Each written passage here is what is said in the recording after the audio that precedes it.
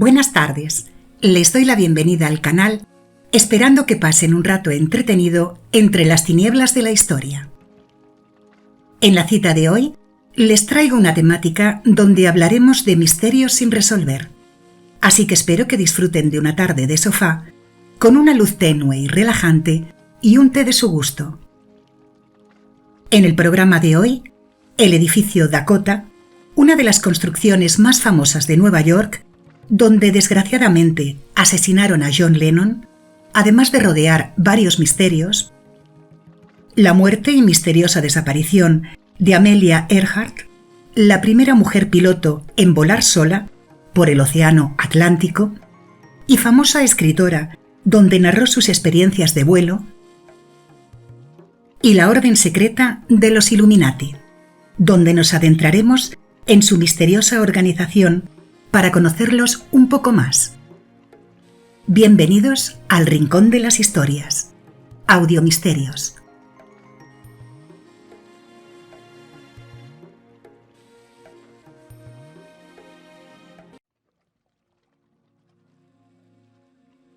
El edificio Dakota es uno de los más famosos de Nueva York. Lo construyó el arquitecto Henry Hardenberg en el año 1880. Y aunque es de estilo renacentista alemán, también tiene mezcla francesa. Lo encargó el fundador de máquinas de coser Singer, Edward Clark, porque quiso crear apartamentos de 4 a 20 habitaciones con balcones de barandillas, con molduras y balaustradas, además de buhardillas y ninguno de los 60 apartamentos igual al otro. Incluso con unos ascensores y escaleras en las esquinas, que es por donde entraba el personal de servicio. Y el suelo del piso de Edward Clark estaba hecho de plata esterlina, que es una aleación de plata y de otros metales, como el cobre. Aunque nunca llegó a vivir allí, pues falleció en 1882, y el edificio no se acabó de construir hasta el año 1884. Todos los pisos tienen altos techos y hechos con materiales de mármol, cerezo y caoba, y está prohibido que ningún propietario quite las puertas originales o las fachadas de las campanas de las chimeneas. El edificio no tiene escaleras de incendios, ya que está construido con ladrillos ignífugos, que además lo insonorizan. Tiene un generador de electricidad propio, por lo que aún en los apagones siempre habrá luz, gimnasio y zona de juegos, algo poco común en la época, y calefacción central. En la entrada hay una gran puerta, con un porche en forma de arco, para que en la época pudieran entrar los carruajes. Detrás del edificio había un jardín, con una pista de tenis y un campo de croquet.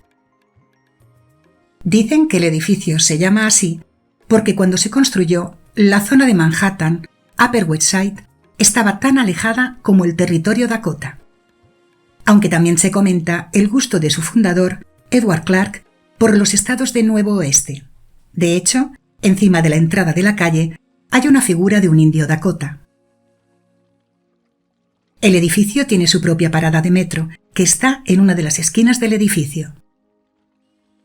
En este famoso edificio han vivido Lauren Bacall, Boris Karloff, Judy Garland, Roberta Flack, Leonard Bernstein, Jacques Lemmon, Peter Tchaikovsky, el músico ruso, Bono, el cantante de U2, Rosemary Clooney, Redress y el actor Alec Baldwin, entre otros.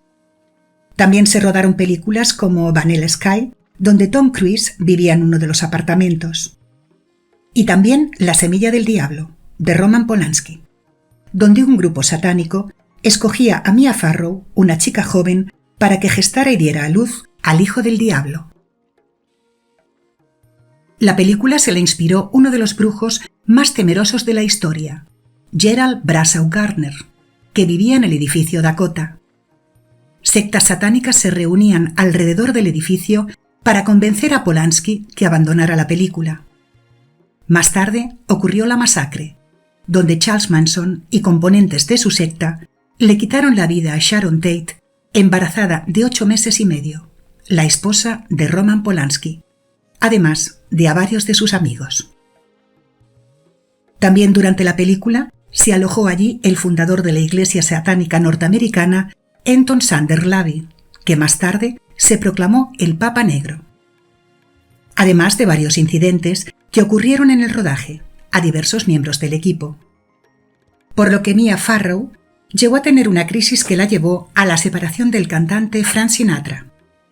Y no faltaron las leyendas sobre el edificio, que aseguraban vivía un fantasma que no cesaba de llorar.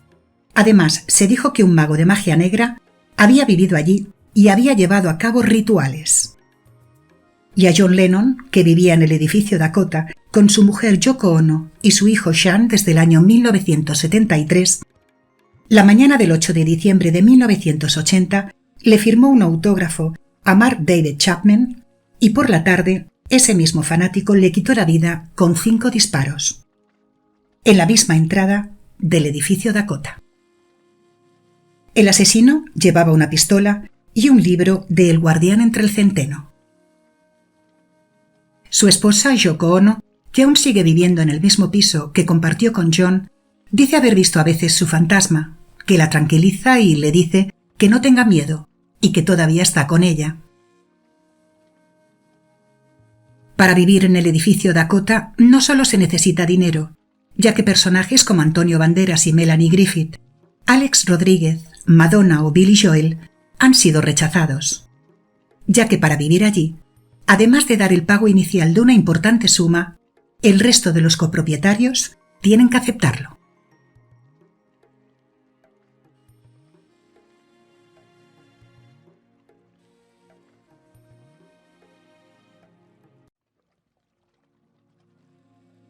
Amelia Merwi Earhart nació el 24 de julio de 1987 en Atchison, Kansas.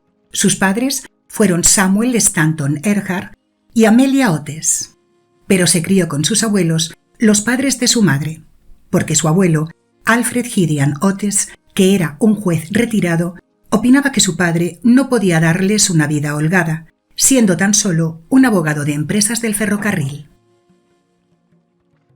Amelia siempre fue una niña traviesa y atrevida, a la que le gustaban los juegos tradicionales de chicos, como disparar a las ratas, escalar árboles o tirarse en trineo, y coleccionaba recortes de periódicos donde salían mujeres que predominaban en tareas o profesiones más masculinas en ese momento. A los 7 años, en 1905, su padre consiguió un empleo de ejecutivo en Des Moines, Iowa, ya que no encontraba trabajo de su profesión y su inestabilidad lo había llevado a tener problemas con el alcohol, por lo que se mudó toda la familia. A los 10 años la llevaron a una feria estatal, donde vio por primera vez un aeroplano, que en ese momento no le llamó en absoluto la atención, ni le atrajo lo más mínimo. En realidad, dijo que era una cosa hecha de cables oxidados y madera, y que no le parecía nada interesante. Tiempo después, en 1911, su abuela, Amelia Hars, a la que adoraba, falleció, y a su padre lo despidieron del trabajo, pues tenía serios problemas con el alcohol. Se mudaron varias veces con la esperanza de que su padre encontrara un empleo estable, pero no hubo suerte, por lo que su madre se las llevó a su hermana Muriel y a ella a Chicago. En la Primera Guerra Mundial, tanto ella como su hermana fueron enfermeras voluntarias en Toronto, Canadá. Allí curaba y atendía a los heridos en combate. Y es cuando tuvo la oportunidad de ver un campo del cuerpo aéreo real. Y en ese momento le empezaron a traer los aviones. Poco después, en California, en el año 1920, fue a ver un espectáculo aéreo e incluso se subió y voló durante 10 minutos en un biplano, que es una aeronave de ala fija. Y a partir de ahí quedó hechizada por los aviones, por lo que tomó clases de aviación y pudo comprarse un modelo del aeroplano Kinner, al que llamaba el Canario. Y en 1923 consiguió la licencia de piloto de la Federación Aeronáutica Internacional, que en ese momento solo había 15 mujeres que la tenían. En esos días se compró un coche, al que llamó The Yellow Peril, el peligro amarillo, con el que paseó a su madre y la llevó hasta Boston. En 1927 decidió invertir dinero para construir una pista de aterrizaje. Se dedicó a promover la aviación, sobre todo en mujeres, y vendía aviones. Logró hacerse un nombre en la sociedad y la reconocían como una de las mejores pilotos de Estados Unidos. En abril de 1928 recibió una llamada para ofrecerle ser la primera mujer en cruzar el Océano Atlántico. La nave, a la que le pusieron el nombre de Friendship, Amistad, despegó el 3 de junio de 1928, junto con el piloto Wilmer Stoltz y el mecánico Louis Gordon. A raíz de ese viaje, la empezaron a llamar Lady Lindy, señora Lindy. Publicó un libro, 20 horas 40 minutos, y empezó a dar conferencias gracias a la gran ayuda de George Palmer Putnam, un escritor, editor y explorador estadounidense, y uno de los promotores más exitosos de los Estados Unidos. Se llevaban tan bien, eran tan afines, y él la acompañaba a todos los sitios que se acabaron casando en el año 1931. Amelia no dejó de hacer y conseguir cosas como impulsar la aviación entre las mujeres, fundar una organización llamada Las 99 y fue vicepresidenta de Relaciones Públicas de una aerolínea. En 1932 se planteó realizar un vuelo sola por el Atlántico y su esposo George la animó para mantener su nombre en primer plano. Así que el 20 de mayo empezó su viaje, llevando su termo de sopa y una lata de zumo de tomate, ya que no tomaba té ni café y se mantenía despierta oliendo sales. En ese viaje implantó más marcas. Fue la primera mujer en realizar un vuelo solitario en el Atlántico, la primera persona en hacerlo 2 veces, la distancia más larga volada sin parar por una mujer y el récord por cruzarlo en el menor tiempo. Y en 1935 se planteó hacer un viaje alrededor del mundo. El 17 de marzo de 1937 salieron de Oakland, California, pero al despegar tuvo problemas y el aeroplano se deslizó fuera de control, hubo grandes daños y uno de los tripulantes culpó a Amelia. Pero ella quería hacer otro intento y en esta ocasión solo viajó con Frederick Joseph Noonan, un navegante aéreo y capitán marino. Salieron de Los Ángeles el 21 de mayo de 1937. En Bandar tuvieron problemas con el mal tiempo, reparaciones de la aeronave y Amelia se enfermó de disentería, que es la inflamación de los intestinos producido por una bacteria. Y el 27 de junio salieron hacia Darwin, en Australia. El 29 de junio llegaron a Lae, en Nueva Guinea. En ese momento salía en las fotos enferma y muy cansada. Y volvieron a salir el 2 de julio, con combustible suficiente para unas 20 horas de vuelo, pero estaba nuboso y con lluvias, por lo que no era lo más favorable. A las 8 realizó su último contacto de radio, comunicando que volaba para aterrizar en la isla Howland. Después, hubo en Honolulu, Hawái, algunas transmisiones cortas, pero no se pudo saber su posición, ya que los mensajes eran muy cortos. A las 19:30 horas se recibió el siguiente mensaje: debemos de estar encima de ustedes, pero no los vemos. El combustible se está agotando. A las 20:14 horas, el guardacostas recibió el último mensaje, dando su posición. Y a las 21:30 horas, se determinó que el avión se pudo haber estrellado en el mar, por lo que se comenzó la búsqueda. Los expertos creen que el avión pudo haber flotado al llevar los tanques vacíos. Se realizó una búsqueda con 9 barcos y 66 aviones. Y el 18 de julio, la búsqueda fue abandonada en la isla de Howland, pues las esperanzas de encontrarlos eran nulas. En 1938 se construyó un faro en la isla de Howland en su honor. Tiempo después, surgieron dudas de lo que realmente le sucedió. Pudo aterrizar en la isla de Nekumaroro, también llamada Garnet Island, y después de un abrupto y dificultoso aterrizaje, intentó contactar por radio, casi 100 veces. Según salió por los radares de radio, desde el día 2 de julio hasta 4 días después, para decir su ubicación en una perdida isla del Pacífico. Frecuencias que se tomaron en Australia por una mujer llamada Melbourne y en Texas con un aparato de onda corta. También su voz interrumpió un programa que estaba escuchando una chica de 16 años en Saint Petersburg, Florida, donde la piloto norteamericana decía New York, New York, que fue parte de lo que la chica anotó. Lo que desconcertó a los que investigaban su caso, pues esa referencia no tenía gran sentido, y más bien pudo deberse a una mala traducción de la chica. Y lo que de verdad quería decir era SAS Norwich City, que era el nombre de un barco abandonado en la isla en los años 30, donde es posible que naufragara Amelia. En las comunicaciones informó que estaba herida, pero no tanto como su navegador, Fred Noonan, que estaba muy débil, lo que supuso que pudieron aterrizar en la isla con el poco combustible que les quedaba, y no en el mar, porque si no, no hubieran podido utilizar la radio. Se piensa que Amelia pudo aterrizar de emergencia en esa isla, donde sobrevivió un tiempo. Todo se incrementó cuando Gerald Gallagher, un oficial colonial británico, encontró en 1940 un esqueleto en esa isla inhabitada del Pacífico. Ya hacía 3 años que la piloto había desaparecido, y los restos se llevaron a Fiji, donde en un principio pensaron que se trataba de un hombre.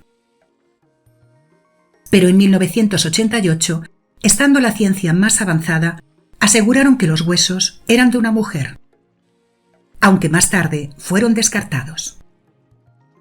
Se piensa que la marea arrastró hasta el fondo del mar la nave, ya que esa isla está llena de arrecifes de coral, y el agua la cubre casi toda. Y allí se encontró un panel de aluminio parecido a los que formaba el avión de Amelia Earhart. En una de las cartas que le mandó a su esposo, al que escribía habitualmente, decía así: «Por favor, debes saber que soy consciente de los peligros. Quiero hacerlo porque lo deseo. Las mujeres deben intentar hacer cosas, como lo han hecho los hombres. Cuando ellos fallan sus intentos, deben ser un reto para otros».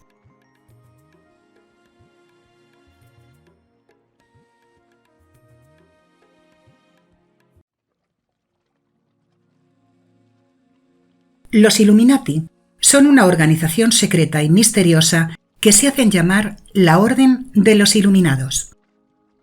Se fundó el 1 de mayo de 1776 por un profesor de Derecho y Filosofía llamado Johann Adam Weishaupt, al que más tarde echaron de la universidad perdiendo su puesto y lo desterraron de Baviera, así que se fue a Gotha, una ciudad de Turingia, en Alemania, y falleció en el año 1830 con 82 años. Creó esta sociedad para llegar a obtener el conocimiento absoluto, la educación de la razón y el civismo, y la generosidad, rechazando a la autoridad religiosa y a la superstición. Se dice que esta organización tiene miles de adeptos y que no todos los seguidores tienen un elevado nivel económico. Se piensa que utilizan el control mental y la manipulación de sus seguidores para divulgar mensajes satánicos y tortura en sus rituales, y alaban a Horus, un dios de un solo ojo.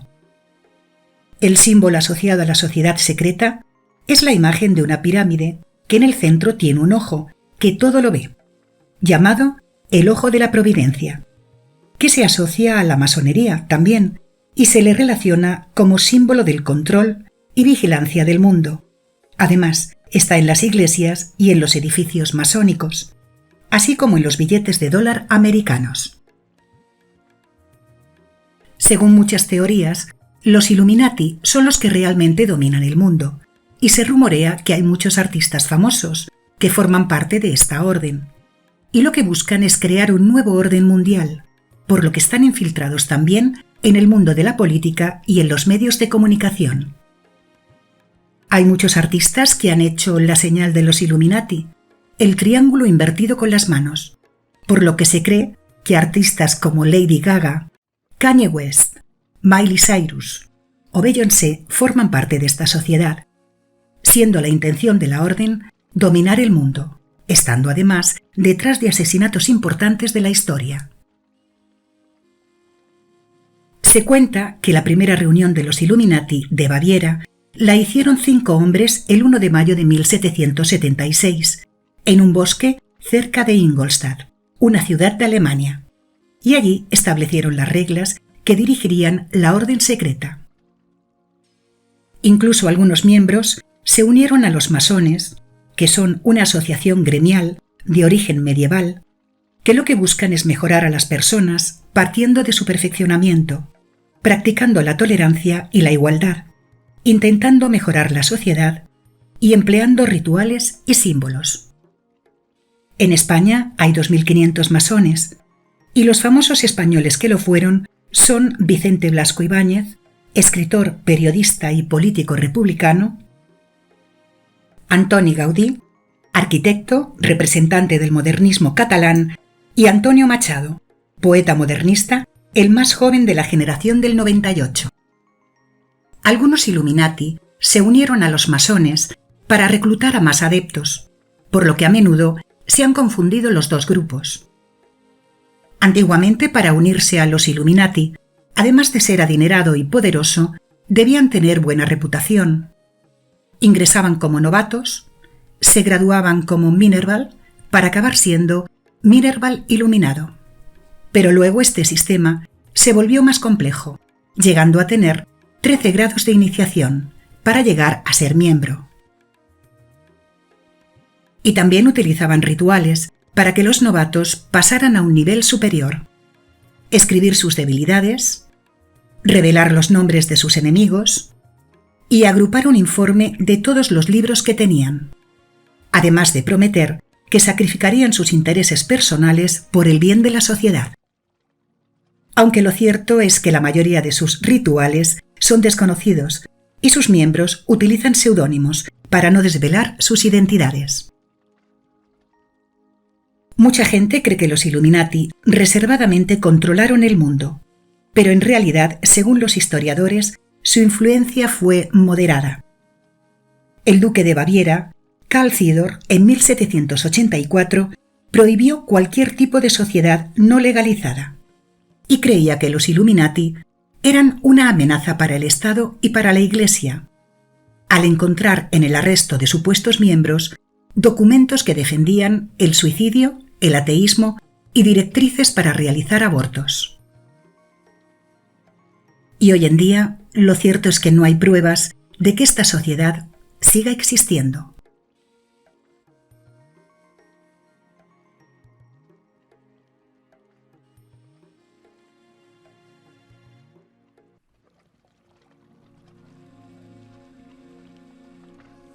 Si les ha gustado, por favor, accionen la campanita de notificaciones para saber que ha sido de su agrado y poder seguir ofreciéndoles contenido, compartir y darle a like para ayudarme con el canal. Hasta la semana que viene con nuevos relatos de Audiomisterios.